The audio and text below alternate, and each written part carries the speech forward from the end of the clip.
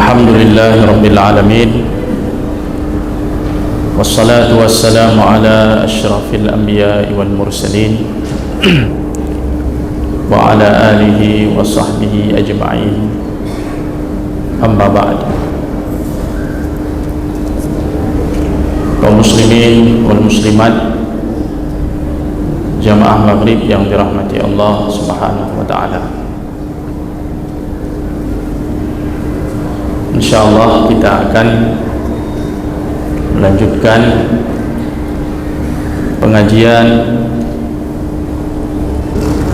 kitab Asy-Syama'il karya Al-Imam At-Tirmidzi rahimahullah ta'ala. Kita sudah sampai pada bab ke-44 tentang qiraah ataupun bacaan Rasulullah sallallahu alaihi wasallam.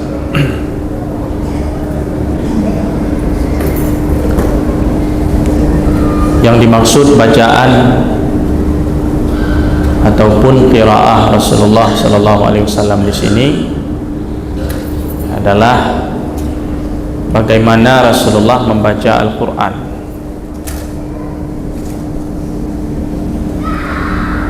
Dari sisi mengeraskan suara atau membacanya secara sir. Apakah Rasulullah membaca Al-Quran itu dengan jahar, dengan menyaringkan suara, atau dengan suara yang lirih, suara yang pelan? Kemudian kita ingin melihat juga bagaimana Rasulullah membaca terkait dengan wakaf dan ibtida'nya, di mana berhentinya, di mana mulainya. Ini semuanya berkaitan dengan kaifiat cara Nabi membaca Al-Quran. Kemudian terkait juga dengan panjang pendeknya bacaan, mad dan seterusnya. Kemudian terkait juga dengan Rasulullah membaca secara tartil, membaca Al-Quran dengan perlahan. Juga terkait dengan masalah membaca Al-Quran dengan suara yang indah atau suara yang merdu. Di semua ini akan dibahas di dalam hadis-hadis Nabi atau riwayat dari para sahabat tentang bagaimana Rasulullah membaca Al-Quran dari segala sisinya. Yang jelas Nabi Sallallahu Alaihi Wasallam adalah manusia terbaik yang pernah membaca Al-Quranul Karim dengan cara yang terbaik.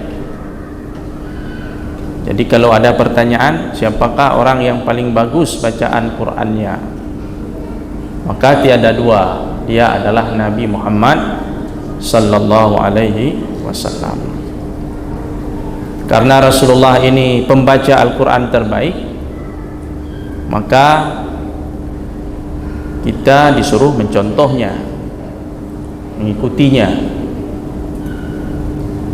Bacaan Rasulullah ini bukan sekedar terbaik dalam hal membaca huruf-huruf Al-Quran, lafaz-lafaz Al-Quran, tapi terbaik Rasulullah dalam baca Al-Quran ini mencakup penghayatan dan tadabbur makna-maknanya.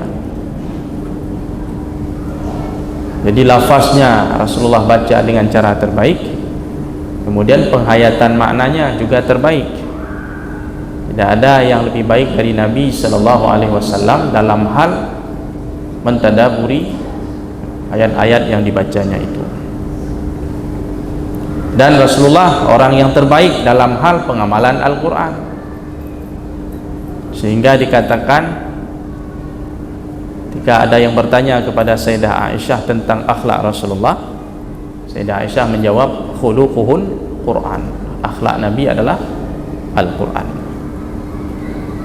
Jadi semua isi Al-Quran terimplementasi dalam perilaku Rasulullah, ucapan Rasulullah dalam kehidupannya. Jadi betul-betul ta'amul ataupun interaksi dengan Al-Quran yang terbaik itu telah pernah dicontohkan oleh Nabi SAW. Jadi interaksi terbaik terhadap Al-Quran itu, lihatlah, contohlah Nabi SAW. Dari segi membacanya, menghafalnya, mendengarnya, mengajarkannya, menafsirkannya, memahaminya, dan mengamalkannya, sampai menjadikan Quran itu sebagai obat syifa. Jadi interaksi dengan Quran itu tidak hanya dibaca, baca, hafal, tadabbur, amal, termasuk al-istishfa bil Quran. Kata Imam Ibnu Katsir, belum sempurna interaksi kita dengan Quran kalau kita belum menjadikan Quran itu sebagai syifa, sebagai obat. Jadi jadikan Quran itu sebagai obat kita. Apakah sakit jiwa atau sakit badan, baca Quran. Ya, Abu Sa'id Al-Khudri membacakan Al-Fatihah untuk orang yang sakit tersengat binatang berbisa. Dengan izin Allah sembuh. Dia baca Ummul Quran itu, Al-Fatihah. Jadi interaksi dengan Quran itu yang paling sempurna dan paripurna adalah apa yang dicontohkan oleh Nabi sallallahu alaihi wasallam. Tentu kita tidak melihat Rasulullah. Yang melihat Rasulullah itu para sahabat. Jadi para sahabatlah yang kemudian menceritakan bagaimana interaksi Rasulullah dengan Al-Quran, kemudian dicontoh oleh para sahabat. Kemudian setelah itu sahabat menyampaikan kepada tabi'in, tabi'in menyampaikan kepada tabi'in, dan seterusnya sampai kepada kita sekarang. Terkait tentang membaca Al-Quran, kita tidak mendengar langsung Nabi membacanya. Yang mendengar itu sahabat. Sahabat mengajarkan bacaan Quran itu kepada muridnya, para tabi'in. Tabi'in mengajarkan kepada generasi setelahnya sampai kepada kita. Makanya Quran itu punya sanad, ya, sanad, bersanad. Kalau orang belajar qiraat itu dia ambil sanad dari seorang guru, guru itu dari gurunya sampai ke Nabi SAW. Makanya belajar Quran yang terbaik itu dengan cara talqin dan talaqi, bukan dengan cara otodidak, tapi dengan talaqi. Para ulama berpesan, la ta'khudhil Qur'ana min mushafi wa la ta'khudhil ilma min sahafi. Jangan ambil Quran dari orang yang belajar sendiri dari mushaf. Belajarlah Al-Quran dari orang yang sudah belajar, yang sudah direkomendasi oleh gurunya, gurunya dari gurunya lagi. Jangan belajar dari orang yang otodidak, karena tidak aman dari kesalahan dalam membaca itu. Karena persoalan membaca ini kompleks, dia ada ilmu tersendiri, ada disiplin ilmu tersendiri yang membahas tentang itu. Jadi nggak bisa kita belajar sendiri otodidak gitu. Harus ada yang membimbing, ada pendampingan. Wala ta'khudhil ilma min sahafi, jangan ambil ilmu dari orang yang belajar sendiri, tidak punya guru. Dalam tradisi khazanah Islam, khazanah keilmuan Islam itu, orang belajar itu harus ada gurunya, ada guru seperti itu. Jadi ada talaqi namanya, ada talqin, talaqi. Kaum muslimin wal muslimat yang dirahmati Allah Subhanahu wa taala, pada bab ke-44 ini Al-Imam At-Tirmidzi rahimahullah menyampaikan beberapa hadis tentang bagaimana Rasulullah membaca Al-Quran. Hadis nomor 314 diriwayatkan oleh Al-Imam At-Tirmidzi dari Ibnu Abi Mulaikah dari Ya'la bin Mamlak. Ya'la bin Mamlak bertanya kepada Ummu Salamah. Ummu Salamah ini adalah istri Nabi SAW, salah seorang ummul mukminin. dinikahi oleh Rasulullah sallallahu alaihi wasallam setelah suaminya wafat. Dia ada orang bertanya kepada Ummu Salamah tentang an qiraati Rasulullah sallallahu alaihi wasallam, tentang bacaan Rasulullah sallallahu alaihi wasallam. Bagaimana Nabi membaca Al-Qur'an? Fa idza hiya tan'atu qira'atan mufassaratan harfan. Setelah ditanya, Ummu Salamah menjelaskan dengan jelas bahwa bacaan Rasulullah itu adalah qira'atan mufassarah. Bacaan Rasulullah itu adalah bacaan yang jelas, terang dan rinci. Mufassarah, bacaan Rasulullah itu terang sekali, jelas sekali, harfan, huruf per huruf. Jadi di sini Sayyidah Ummu Salamah, istri Nabi sallallahu alaihi wasallam, menjelaskan bahwasanya Nabi membaca secara mufassarah. Arti mufassarah itu Nabi membacanya dengan pelan-pelan dan perlahan. Kemudian Nabi membacanya dengan memperhatikan wakaf, tempat-tempat berhenti di mana seharusnya berhenti. Karena dalam satu ayat itu mungkin ada beberapa kalimat di mana kita seharusnya berhenti pada tempat-tempat tertentu supaya kalimatnya itu sempurna. Ada jedanya, ada titik komanya kalau dalam bahasa kita, sehingga maknanya menjadi jelas, kalimatnya tidak ambigu, terang, orang mendengarnya pun enak, kita yang membaca enak, tidak diburu dengan habisnya nafas.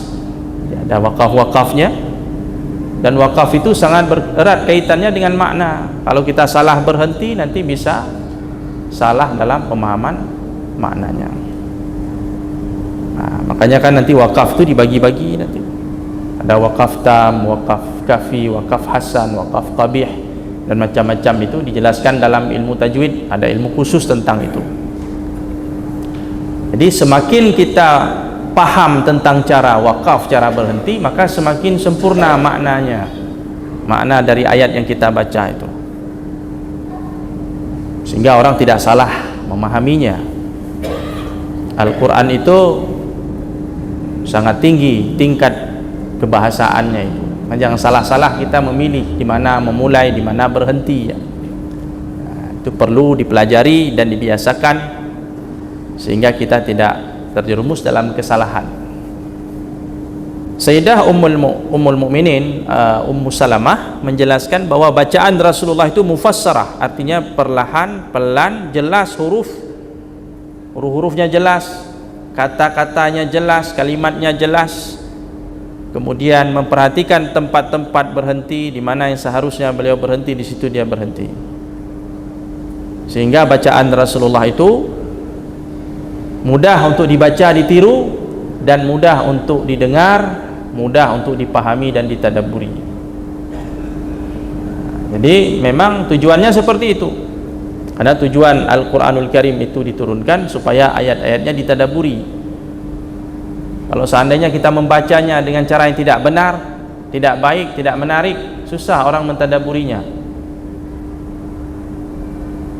Orang mendengar bacaan kita saja sudah susah, apalagi kalau tajwidnya salah. Itu orang dengar bacaan kita istighfar sebentar-bentar ya. Sering itu kadang-kadang di bulan Ramadan ya, tadarus itu ya, kadang bacaannya sering banyak salah-salah. Itu belum kita bicara wakaf ibtidanya, tapi dari yang huruf-hurufnya, sifat huruf, makharijul hurufnya, kesalahan. Jadi bukan menjadi sesuatu yang menyejukkan hati kita, justru kita jadi panas dada kita, pikiran kita kacau dengar bacaan yang salah-salah itu. Jadi supaya Quran itu ditadabburi dengan baik, dipahami dengan baik, dihayati dengan benar, maka langkah yang paling penting yang pertama sekali adalah membacanya dengan benar. Di Rasulullah begitu, dia baca dulu dengan benar, baru kemudian mudah untuk dipahami dan ditadabburi. Nah, inilah yang dilakukan oleh Nabi sallallahu alaihi wasallam. Bagaimana prakteknya itu? Ya, prakteknya itu seperti bacaan sahabat. Bacaan sahabat itu bagaimana? Seperti bacaan muridnya sahabat sampai ke kita sekarang. Maka belajarlah dari orang yang memang mutqin, memang mumpuni, memang ahli di bidangnya. Ya, para masyayikh itu yang baca-baca Al-Quran itu yang sering kita dengar. Misalnya Mahmud Khalil Husari kalau dari Mesir itu ya, kalau kita dengar bacaan beliau itu luar biasa. Kepada orang-orang seperti itu kita belajar, ya, para ulama-ulama qiraat yang mewarisi ilmu mereka dari para pendahulu itu, dengan mereka itu.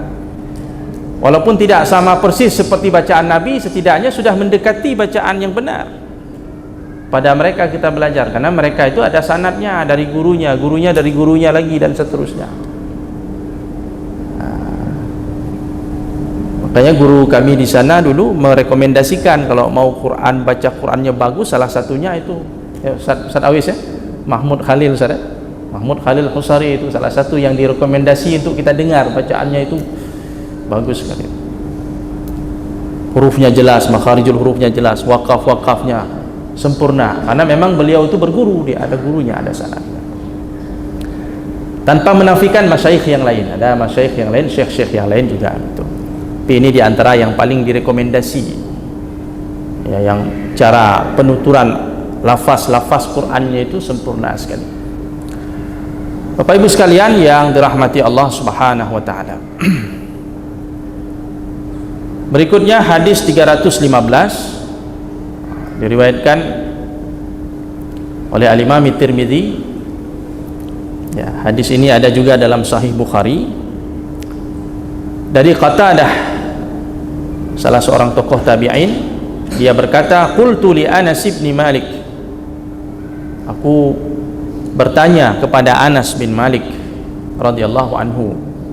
Anas ini sahabat Nabi, 10 tahun bersama Rasulullah sallallahu alaihi wasallam, membantu Nabi di rumahnya. Jadi dia paling banyak mendengar dan melihat bagaimana Rasulullah sallallahu alaihi wasallam di rumahnya itu. Dia banyak belajar dari Nabi sehingga dia menjadi salah seorang sahabat yang paling banyak meriwayatkan hadis, termasuk salah satu 7 sahabat yang paling banyak meriwayatkan hadis.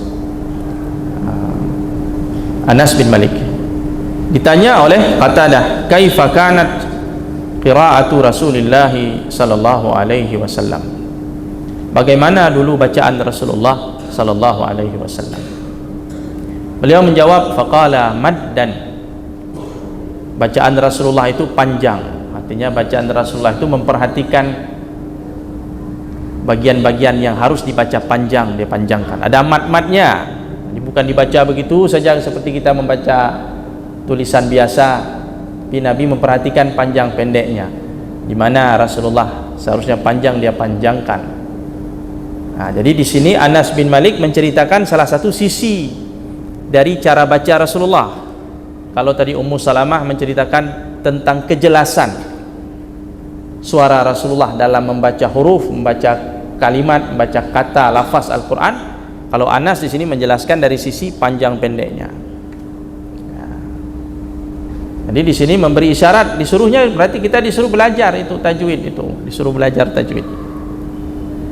Meskipun para ulama mengatakan mempelajari tajwid itu teorinya itu fardu kifayah, tapi menerapkan tajwid dalam bacaan itu fardu ain bagi kita yang mau baca Quran. Penerapan hukum tajwid itu harus, tidak boleh baca asal-asal, salah-salah berdosa kita itu. Penerapannya itu fardu ain, setiap orang harus, kalau baca Quran berarti harus perhatikan itu. Apalagi kalau ada bagian-bagian yang bisa berubah makna, ini sangat berbahaya. Makanya disuruh belajar itu. Terkait dengan masalah teorinya, apalagi untuk keahlian, kepakaran di bidang itu, ini memang fardu kifayah, harus ada orang yang mampu dalam hal tersebut. Nah, jadi kita membaca bab ini sebenarnya secara tersirat kita disuruh belajar, suruh menghadiri majelis ilmu terkait dengan cara baca Al-Quran. Ada seorang guru yang membimbing dan kita coba membacanya sesuai dengan apa yang telah kita pelajari. Nah, Kemudian Bapak Ibu sekalian, hadis 316 maaf, diriwayatkan dari Ibnu Abi Mulaikah dari Ummu Salamah. Ummu Salamah mengatakan atau bercerita tentang bacaan Nabi, kana Nabi sallallahu alaihi wasallam yaqta'u qira'atahu. Rasulullah sallallahu alaihi wasallam dulu ketika membaca Al-Qur'an, dia membacanya dengan memperhatikan tempat-tempat berhenti, memperhatikan ujung ayat. Misalnya Nabi membaca Alhamdulillahi Rabbil Alamin, summa yaqif, kemudian Nabi berhenti. Jadi di setiap ujung ayat Nabi berhenti. Nah, ini dalam kaitannya dengan Al-Fatihah misalnya ini. Summa yaqul Ar-Rahmanir Rahim, summa yaqif, kemudian Nabi berhenti. Wa kana yaqra Maliki Yaumiddin, dan seterusnya. Jadi Al-Fatihah itu dibaca per ayat-ayat. Satu ayat, satu nafas, satu nafas, satu ayat. Itu pernyataan dari Ummul Mukminin Ummu Salamah tentang cara Nabi sallallahu alaihi wasallam membaca Al-Qur'an dengan memutus-mutus bacaannya.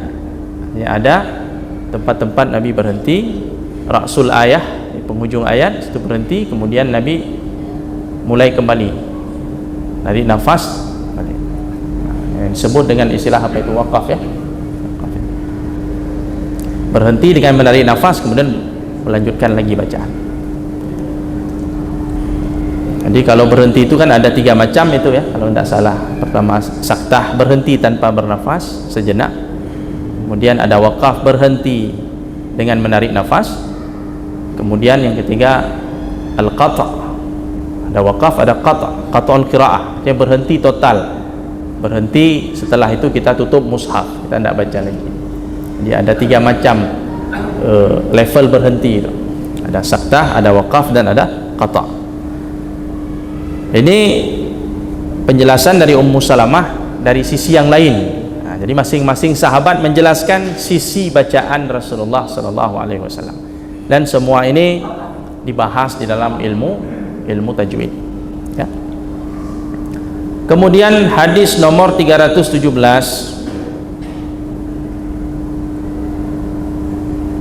dari Abdullah ibni Abi Qais, dia berkata, sa'altu Aisyata an qira'atin Nabi sallallahu alaihi wasallam. Aku bertanya kepada Sayyidah Aisyah tentang bacaan Nabi sallallahu alaihi wasallam, bacaan Al-Qur'an maksudnya. Akana yusirru bil qira'ati am yajhar? Apakah Nabi itu sallallahu alaihi wasallam membaca Al-Qur'an dengan membacanya dengan suara yang rendah, dengan suara pelan, atau Nabi membacanya dengan suara nyaring? Nah, ini pertanyaan dari Ibnu Abi Qais kepada Sayyidah Aisyah radhiyallahu anha. Apakah Nabi membaca Quran secara sir atau secara jahar? Kemudian Sayyidah Aisyah menjawab, kullu zalika qad kana yaf'al. Sayyidah Aisyah mengatakan semuanya telah dilakukan oleh Nabi sallallahu alaihi wasallam. Qad kana rubama asarra wa rubama jahar. Nabi itu kadang-kadang dia membacanya dengan sir, dengan suara pelan. Tapi juga kadang-kadang Nabi membacanya dengan suara jahar, dengan suara nyaring. Faqultu, kemudian Ibnu Abi Qais berkata, alhamdulillahilladzi ja'ala fil amri sa'ah. Alhamdulillah, segala puji bagi Allah yang telah menjadikan urusan ini menjadi longgar. Dia tidak terpaku dalam satu cara, satu variasi saja. Jadi yang mau baca sir, baca jahar, tergantung sikonnya, mana yang lebih nyaman dan mana yang lebih meyakinkan hadirnya kekhusyukan, silahkan. Ini persoalan yang tidak perlu dipertikaikan antara membaca sir ataupun jahar. Dengan memperhatikan adab-adabnya, juga memperhatikan jangan sampai ada yang terganggu. Mungkin ada orang sedang ibadah, dengan suara jahar kita terganggu, ini juga diperhatikan. Dalam riwayat yang lain disebutkan pertanyaan Ibnu Abi Qais ini kepada Sayyidah Aisyah terkait bacaan Nabi ketika salat malam. Bagaimana Rasulullah membaca Al-Quran ketika Nabi melakukan salat malam, qiyamul lail. Jadi pertanyaannya spesifik tentang qiyamul lail. Karena kita tahu Rasulullah itu tahajudnya itu panjang, lama. Kadang-kadang satu rakaat satu surah yang panjang, sab'ut tiwal itu Al-Baqarah itu dalam satu rakaat dihabiskan. Ali Imran di rakaat kedua dan seterusnya. Jadi bacaan Rasulullah itu panjang. Kadang-kadang Nabi salat malam sambil duduk bersila, dia karena bacaannya panjang, jadi Nabi salat dengan membaca surah. Yang ditanyakan oleh tabi'in kepada Sayyidah Aisyah, apakah Rasulullah ketika membaca Al-Quran di dalam salat tahajudnya itu dibaca sir atau dibaca jahar? Ternyata jawaban Aisyah, kedua-duanya pernah dilakukan oleh Nabi Sallallahu Alaihi Wasallam. Jadi kadang-kadang dia baca jahar. Arti jahar sini, bacaan Rasulullah itu didengar oleh orang yang dekat dengan beliau. Misalnya kita salat di ruang tamu, itu terdengar bacaan kita oleh istri yang sedang di dalam kamar, terdengar bacaan kita oleh orang yang dekat. Ini namanya jahar. Kalau sir itu, kita membaca Al-Quran itu hanya kita dengar untuk diri sendiri saja, itu sir. Kalau mazhab Syafi'i, sir itu sekedar dia mendengar untuk dirinya sendiri, bacaan itu terdengar oleh dirinya sendiri. Kalau orang Maliki mengatakan sir itu, ukuran sir, minimal sir itu lidah dan mulut kita bergerak, walaupun kita tidak dengar bacaan kita, tapi bergerak mulut dan lidah sudah cukup. Sudah dikatakan sir, ada gerakan. Makanya dalam salat itu jangan sampai kita diam saja ketika baca Fatihah, salat zuhur misalnya, diam saja baca dalam hati. Tidak seperti itu, dia dibaca, dilafazkan. Kadarnya apa? Kadarnya kadar sir. Sir itu bagaimana? Kalau mazhab Syafi'i ya terdengar oleh diri kita sendiri, orang tidak dengar, kita aja yang dengar. Kalau mazhab Maliki dia bilang ya ukuran lidah kita bergerak, mulut kita bergerak. Dulu para sahabat menyaksikan Nabi sholat itu sampai jenggotnya, rahangnya bergerak-gerak, itu dia membaca ayat ketika sholat. Jadi bukan sekedar diam saja begitu. Jadi Fatihah itu dibaca, bukan diniatkan, dibaca, ada bergerak. Bacanya apa? Sir. Di atas sir ada jahar. Jahar itu ya dibaca dan bacaan kita didengar oleh orang yang dekat. Baru di peringkat yang di atas jahar itu namanya raf'us shaut. Itu suaranya nyaring seperti orang azan, itu namanya rafa'.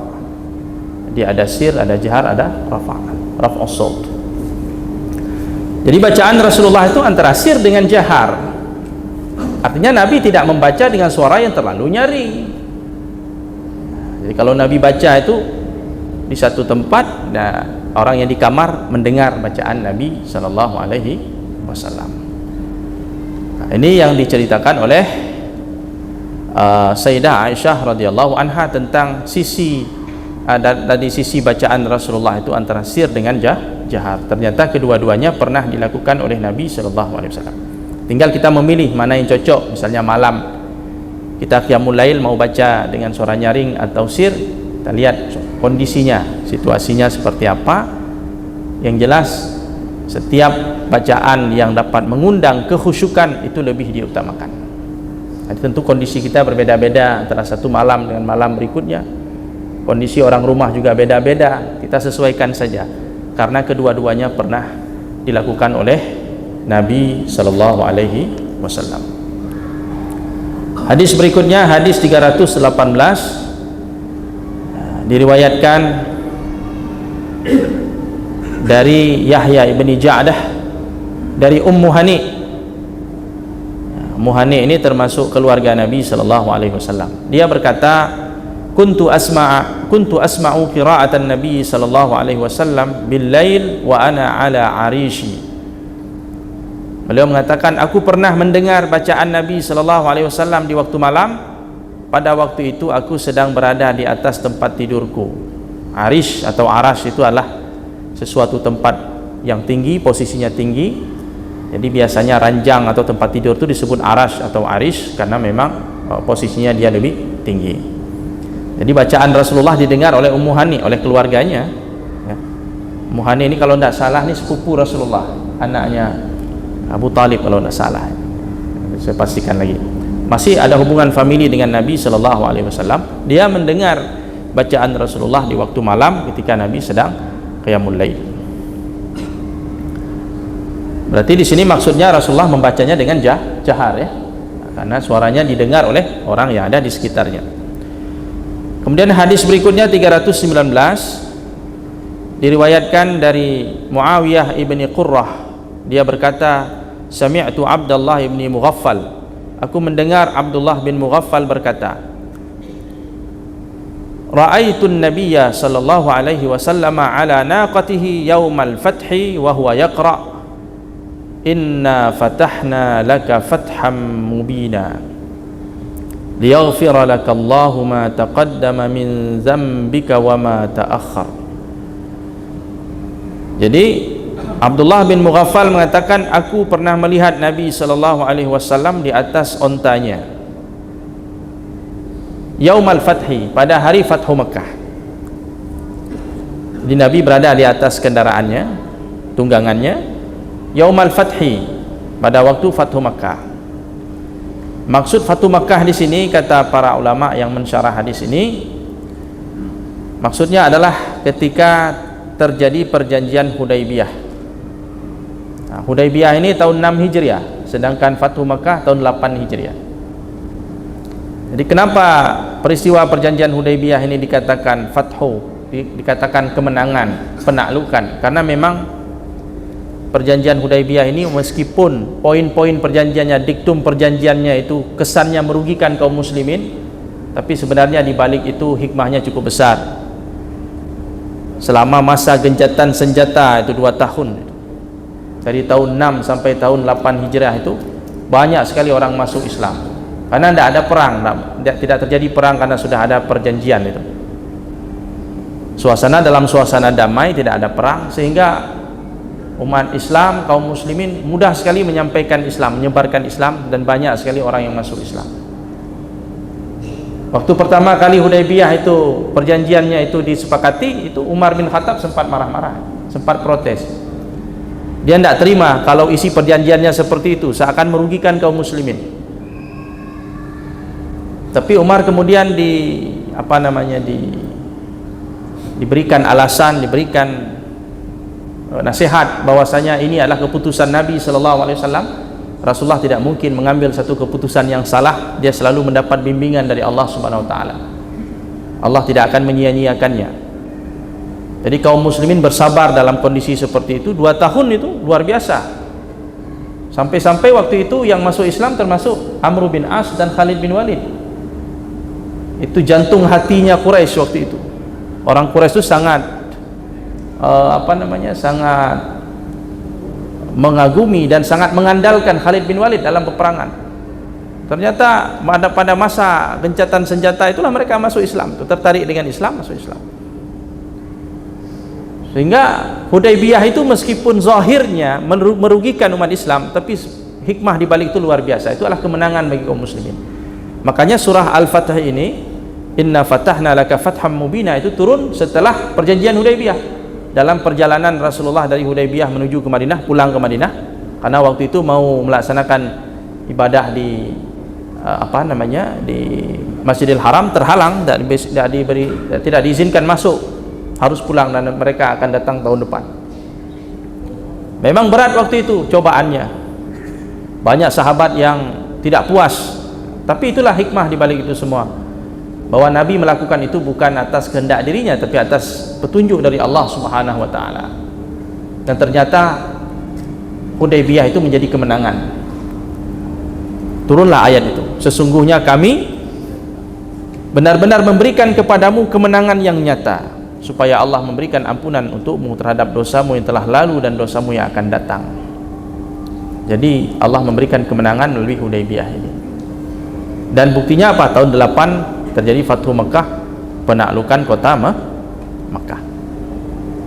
Mengingat waktu yang terbatas, insyaallah kita lanjutkan pada pertemuan yang akan datang. Aqulu qauli hadza wa astaghfirullah li wa lakum.